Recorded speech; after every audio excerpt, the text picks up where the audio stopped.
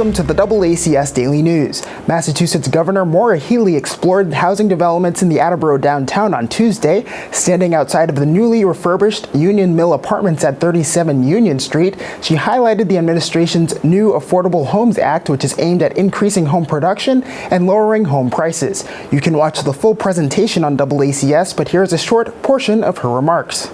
We want to create more affordable homes and livable communities around the state.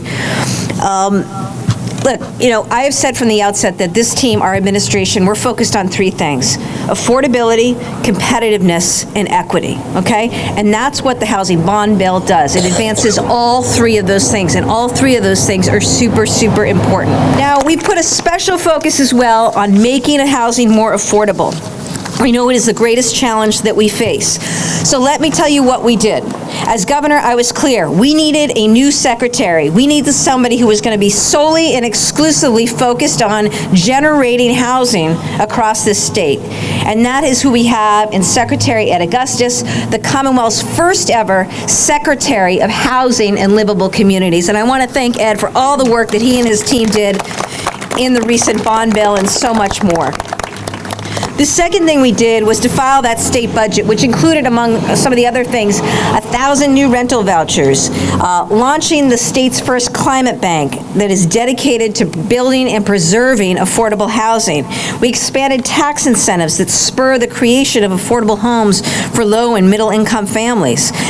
Tax cuts in that recent package, getting money to families and seniors to help with housing costs. Let me tell you what I mean specifically.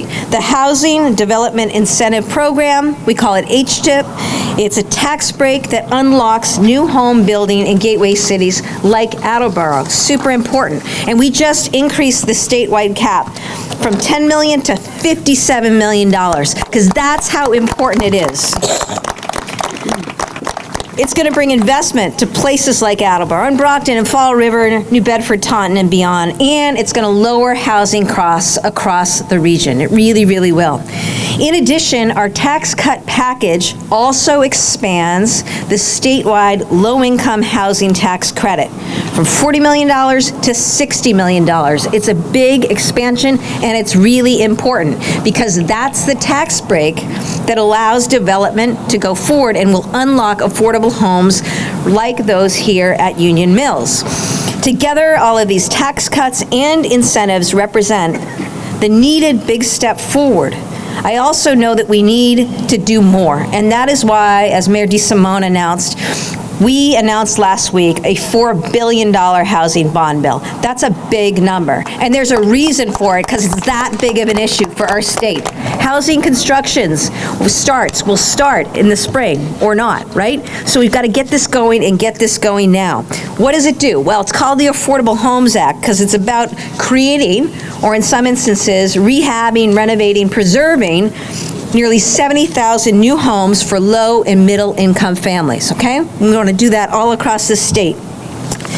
It's going to do so many things: help us address climate goals, equity issues, empowering communities to meet their residents' needs. It's going to help us revitalize our main streets and our neighborhoods and improve the quality of life. It's also a plan that's going to generate a ton of great paying jobs, working directly with the Massachusetts building trades. So this is a win-win, and we need to get it done. It's going to authorize historic levels of capital investment in some existing programs like the Affordable Housing Trust Fund. It will include a new homeowner production tax credit, which will create new home ownership opportunities for moderate income households. It supports local capacity with a $175 million investment in our new Housing Works program.